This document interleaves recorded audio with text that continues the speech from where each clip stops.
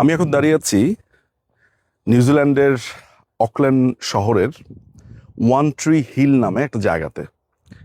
আম, বেশ উঁচু একটা জায়গাতে এখানে এসেছি। আম, এখানকার সৌন্দর্য, রূপ এগুলো দেখার জন্য। কিন্তু আসলে খুব একটা ভালো লাগছে এটা বলা যায় না।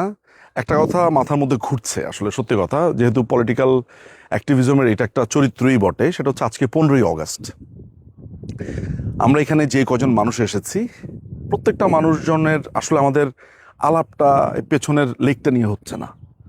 লেকটা আসলে কতটা সুন্দর সেটা নিয়ে হচ্ছে না, বা পেছনের ওই মনুমেন্টটা নিয়ে আমরা কেউ আলোচনা করিনি এখনো পর্যন্ত। এই হিলে উঠতে উঠতে আমরা পুরোটা সময় আলোচনা করেছি বঙ্গবন্ধু, বঙ্গবন্ধু হত্যা, সেই দিনের হত্যাকাণ্ড, নানাবিধ বিষয়াদি নিয়ে। টু বি অনেস্ট, এখনো পর্যন্ত আমরা কেউ দাঁড়িয়ে বলি নাই জায়গাটা এমন সুন্দর। আমি যখন এই তথ্যটা আপনাকে দিচ্ছি, আপনি জিজ্ঞেস করতে পারেন তাহলে উনি এই পাহাড়ের উপর উঠে এইসব কথা কেন বলছেন। এই কারণে বলছি, দেখেন, এটা নিউজিল্যান্ড। পার আওয়ার আপনি চাকরি করবেন, আপনার ডাবল ট্রিপল, আজকে তো উইকেন্ড, স্যাটারডে, আপনার ডাবল ইনকাম হতে পারে, তার থেকে বেশি হতে পারে। এখানে তো কাজ করলেই টাকা, সোজা কথা। আর এরকম একটা স্বপ্নপুরী স্বর্গ রাজ্যে থেকে বাংলাদেশের কথা ভাবা আপনার দরকারটাই বা কি? মানে যুক্তি তো তাই বলে, যদি মানুষ শুধুই ভালো থাকতে চায়। আসলে মানুষের এই ভালো থাকাটা তার টাকা, তার একটা সুন্দর জায়গা, ওই জায়গাতেই সীমাবদ্ধ না। যারা এসছে তারা তার ইতিহাসটাকে নিজের মতো করে প্রিজার্ভ করে, বলে, আলোচনা করে, এবং এটা মিলিয়েই সে নিজেকে সুখী মনে করে, চিন্তা করে। ফলে স্বাভাবিকভাবেই বাংলাদেশের রাজনীতি, এই আলাপটা এসেছে সভাপতি আজকে 15ই অগাস্ট বঙ্গবন্ধুর আলাপটা এসেছে, বঙ্গবন্ধু হত্যাকাণ্ডের আলাপটা এসেছে।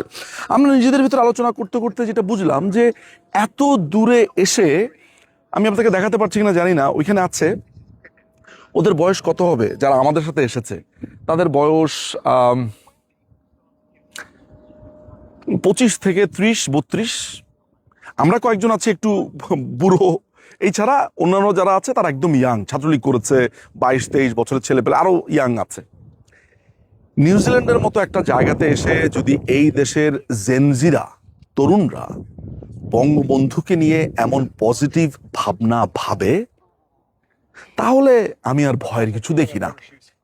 হ্যাঁ, 5ই অগাস্টের পরে বাংলাদেশ যা দেখেছে, তাতে করে বাংলাদেশকে নিয়ে স্বপ্ন দেখাটা দুরূহ বটে। একইভাবে আপনি যখন এইখানে এসে, দেশের বাইরে এসে তরুণদেরকে বঙ্গবন্ধুকে নিয়ে বলতে দেখেন, বঙ্গবন্ধুর প্রতি শ্রদ্ধা দেখেন, বঙ্গবন্ধুকে নিয়ে চর্চা দেখেন, তখন এই শোকের দিনটাতে শোক ছাপিয়ে একটা শক্তি আপনার গায়ে এসে ভর করে। আপনার কাছে তখন মনে হতে পারে যে খুব বেশি ভয়ের কোনো কারণ হয়তো বা নেই। কারবালার প্রসঙ্গ উঠছিল, আমরা কারবালার ঘটনা, সেইখানকার কি হয়েছে, তারপরে বঙ্গবন্ধু হত্যার দিন কি হয়েছে, এসব মিশ্র আলোচনা করছিলাম। আমার কাছে মনে হয়েছে যে 15ই অগাস্টের যে হত্যাকাণ্ড,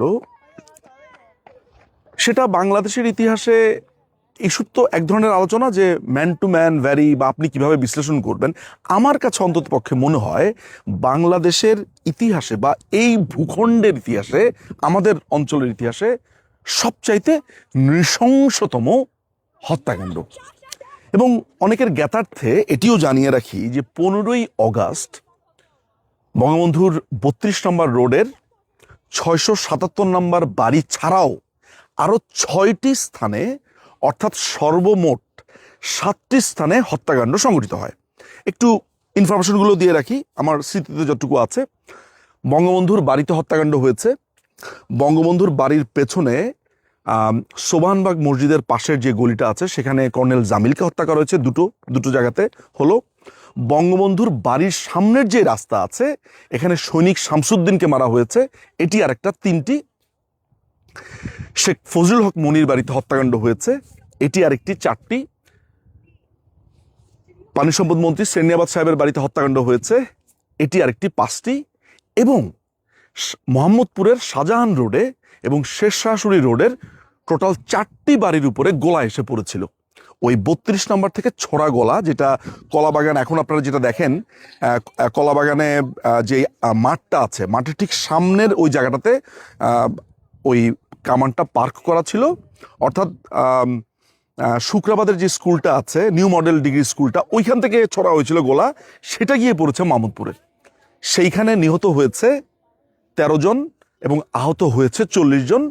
যারা এই তথ্যটা জানতেন না তাদেরকেও জানিয়ে রাখি, বঙ্গবন্ধুর বাড়িতে নিহত হয়েছেন 9 জন, সেনিয়াবাদ সাহেবের বাড়িতে নিহত হয়েছেন 8 জন এবং আহত হয়েছেন 13 জন। বঙ্গবন্ধুর বাড়িতে আহত হয়েছেন 6 জন। শেখ ফজলুল হক মনির বাড়িতে অনেকে বলবেন সেখানে 2 জনকে হত্যা করা হয়েছে, শেখ ফজলুল হক মনি এবং তার স্ত্রী আরজু মনি। কিন্তু আমি বলি সেখানে 3 জনকে হত্যা করা হয়েছে, কারণ আরজু মনি সন্তান সম্ভবা ছিলেন। একটা অনাগত শিশুকেও হত্যা, এই হত্যার মধ্যে আমি ধরেছি। আর এরপরে তো রয়েছে মোহাম্মদপুরের হত্যাকাণ্ডের কথা বলেছি।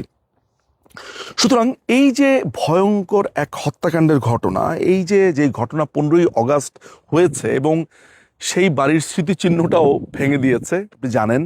কিন্তু এই নিউজিল্যান্ডের মতো জায়গাতে এসেও যখন দেখি জেনজিরা বঙ্গবন্ধু চর্চা করছে, শোক দিবসের প্রোগ্রাম করছে, আমাদের মতো যারা আছে, আমাদের ছোট বাচ্চারা, সেখানেও তারা দেখি বঙ্গবন্ধু সম্পর্কে জানে, কথা বলবে, সেটা এক ধরনের শক্তির মতো হয়ে দাঁড়ায়।